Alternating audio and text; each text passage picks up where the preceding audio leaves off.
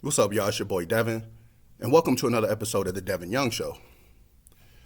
So, remember back in 2024, we said that Donald Trump is the worst possible decision that people could make. We said that. I said that. And it's not because I don't like conservatives, because I'm 44 years old. There's a lot of conservative things that I do. My parents were born in the 50s, raised in the 60s and 70s. So that old school mentality is always going to be a part of me. My grandfather was born in 20. My grandmother was born in 1921. So these are the people who raised my parents. But Donald Trump is not a conservative. He's not. And there are a few things that really, really drive this home. Because a conservative, a true conservative, actually has love and reverence for our troops. They actually have love and reverence for our armed forces. And Donald Trump has shown over the last, it's almost September now. Let's go with 4 months since the not invasion, but the conflict in Iran has started. He's made that even more clear. These images that you see from the USS Abraham Lincoln, those are indicative of a place that is quickly moving to being a failed state. There are governments who are much poorer than the United States who treat their soldiers so much better. You got guys in Burkina Faso who don't have problems with getting meals. They don't have problems with infrastructure. That is a problem that, as of right now, because Canada doesn't have that problem, Germany doesn't have that problem, none of our NATO allies have that problem, China doesn't have that problem. There might be one other superpower who has that problem, and it might be Russia. I saw these pictures of toilets bubbling over, not cleaned. The food rations that they have, the choices, they're just throwing things together. There was one young man on that boat on the USS Abraham Lincoln who said he had not seen land all year. And then the worst part about it is this. Aside from what Donald Trump said, him saying that they need to stop whining, their deployment, it hasn't been long enough. You have men who have served in the military who support this guy so much that now they're saying, oh, you need to man up. This is what you signed up for, even though none of them had to ever go through those same conditions. And it's not just the USS Abraham Lincoln, it's the George Washington as well. So now we have these two multi-billion-dollar aircraft carriers that are basically floating toilets. Soldiers trying to jump off, they're trying to leave, they're trying to get away. The morale is so low. How could you even want these men to fight a war? How? They're not mentally there. If I want somebody to fight a war for me or to continue applying pressure to a country, I need you happy. It's like with anything. If you want something done good and you want something done right, you have to make things easy for your people. They already don't want to be there. A lot of these young men and women don't want to be involved with this conflict with Iran at all, because if it escalates, it's going right back to what the war on terror was. How we got roped into a conflict that we shouldn't have. Now, Afghanistan, cool. You know, you want to go after bin Laden, you want to you get rid of Al-Qaeda, all that stuff, cool. But we got roped into Iraq. We got roped into Iraq by Benjamin Netanyahu, and Israel didn't put a single boot on the ground. So why are we being roped into another conflict? And if we're going to, put this effort, have this coordinated war effort, then we need to have our stuff together. We can't be lopping rockets off all over the place. Our rocket and missile stockpiles are so low, it's ridiculous. And these missiles, they take forever to build. It takes Raytheon almost 18 months to build one rocket, one missile. So when you are the commander-in-chief of the military, you need to have a certain level of discretion, because every decision that you hand down directly affects men and women on the ground. And when you have a disconnect, like Pete Hegseth as the Secretary of Defense, it's even worse. He's standing up there in front of press saying that the sailors are lying, that they're exaggerating. How would that make you feel as a sailor? You're in the middle of the ocean. You've been there for 250 days. 250 days. You haven't been home.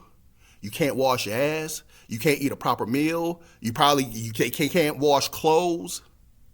They can barely take showers. And instead of saying, you know what? We dropped the ball. We overextended ourselves. And now we're at this point. And I'm sorry, I take responsibility. That's leadership. If your leadership cannot take responsibility, you're done. You are done. And it starts at the top. Remember in Butler, Pennsylvania, when there was an assassination attempt on the president's life? Remember that? I remember that. How when after the shot rang out and it clipped his ear and managed to kill a man behind him, he stood up. Donald Trump, whether you think he's 6'3" or 6 foot or whatever, I'm 6 foot. And if a shot just whizzed by my ear, just grazed me, and I don't know if there's a second shooter, I don't know if that shooter's done, there's no way in hell I'm standing up with my entire torso and head exposed. It's no way. And it's no way that the Secret Service will allow that. But this is the same man who was just hiding in a dining cart for an airplane to throw the old okey doke, right? Iran is done. They're finished. They're begging for a deal. They want to negotiate. Their military, their Navy, their Army, their Air Force is all decimated. So why are we negotiating with these people, and why are you hiding? Is that what the second plane is for? Is it a decoy plane?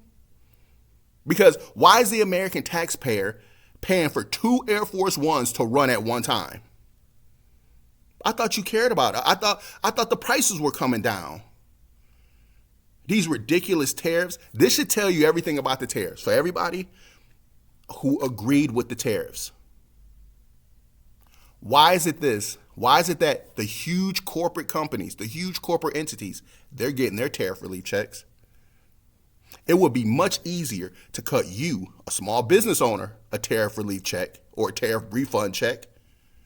These larger companies have all these extensive matrix systems and all this stuff.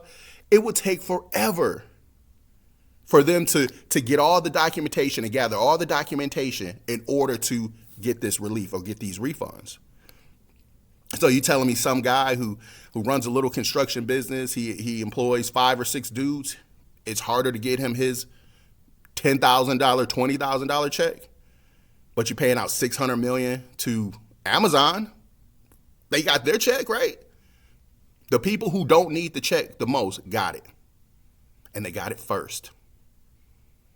That should tell you everything you need to know. Everything. It's all about enriching a certain class, and I hope to God that, Trump and Hegseth don't rope us into a conflict with Iran, because they waiting for it. They've been preparing for this for years. I'm 44 years old, and everybody from Saddam to the Ayatollah to whatever the Middle East boogeyman is, we always been 2 weeks away from them having a nuclear weapon. And in 44 years of life, they ain't produced one, not a single one. Obama and them, they coordinated the JCPOA, and everybody's crying about, Obama, he gave them pallets of cash. It was their money. It was frozen in escrow. Once they complied, they got the money. Simple. Last June, they bombed their nuclear sites. Oh, we obliterated everything. Now they rebuilt it in a year. Now they're sitting begging in Congress for more money. $1.5 trillion budget. We don't have Medicare for all. And the American people don't want it either. Because they're so selfish that they would rather their money go to killing innocent people all the way around the world as opposed to making sure the people here have adequate health care. That's where we at. It throws me how people who are making 50, 60 grand a year are complicit in this. Oh no, if we do this to the billionaires, then what's going to be left? The billionaire class is showing you the play. They're going to tax you. They're gonna pass legislation that take down restrictions and red tape and all type of stuff, and they don't care. Look at the outbreaks. The lettuce. Now we got jalapenos and bacon and potato chips and strawberries.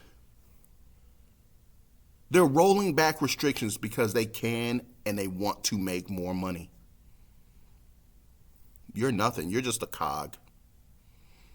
You are just a means to an end because, why else? Why else is it so easy? Why do we have at-will employment? You're expendable. They can get rid of you whenever they want to, and they don't have to explain a thing to you. I didn't like the way you looked at me today. I don't like what you're wearing. I didn't like what you said. You might say that's fickle and that's petty and all that, but it happens every single day. You're just a number. And for a guy who dodged the draft 5 times, he should have been ran out as soon as he started talking that John McCain wasn't a war hero because he got caught. He should have got ran off the block when he started disrespecting Gold Star families. And he should be run off the block now.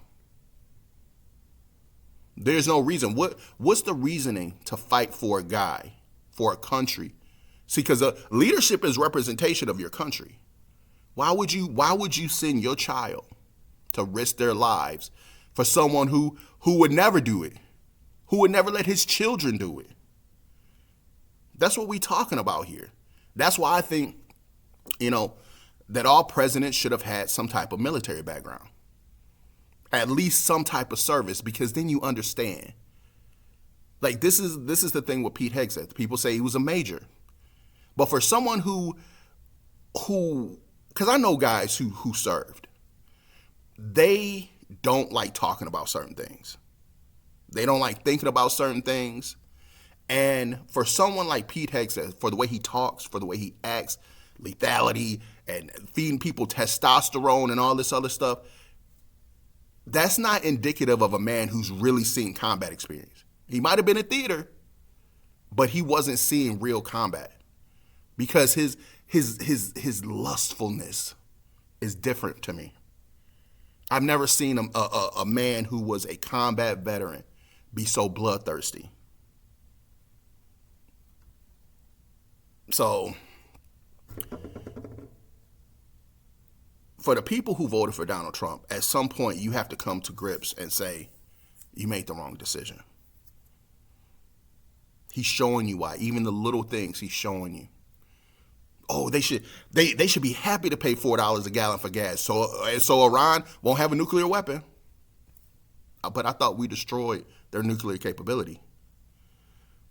Oh, we should be happy to we're paying Iran toll to go through the strait. Countries are paying Iran toll to go through the strait. They up. The reason why these ships can't be resupplied is because they destroyed 27 bases in the region. There's nowhere for them to go aside unless they want to come home. And they're stationed. The Abraham Lincoln is stationed in San Diego, so that's going to be a long boat ride home. But what are we gaining from this? Just wait until next year When, the tariffs start hitting the fertilizers from the farmers, they get a bailout and a tariff refund check. They are squandering our money. And then they're mad at, like I said before, they're mad at the Mamdanis of the world. They're mad at the Al Sayeds of the world because their people are saying enough. Enough of this, man. We can't just keep going around the world fighting. We were no more wars, right? No new wars. And here we are. Bombing fishing boats in Venezuela. We don't even know what's on these boats. Is now they're putting construction equipment, mining equipment in Greenland. There's an acceleration here. There is a massive acceleration here. And at some point, it needs to stop. We shouldn't even be here. If Donald Trump had did everything he said he was going to do and didn't go on his revenge tour, we'd be having a vastly different conversation. Vastly. Because then at some point, then I'd have to eat some crow, right? Then I'd have to say, you know what? I don't like the dude, but he's doing his thing. I got to give credit where credit is due. But I can't do that.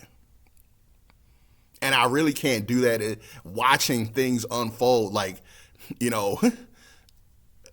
dinner cart gate.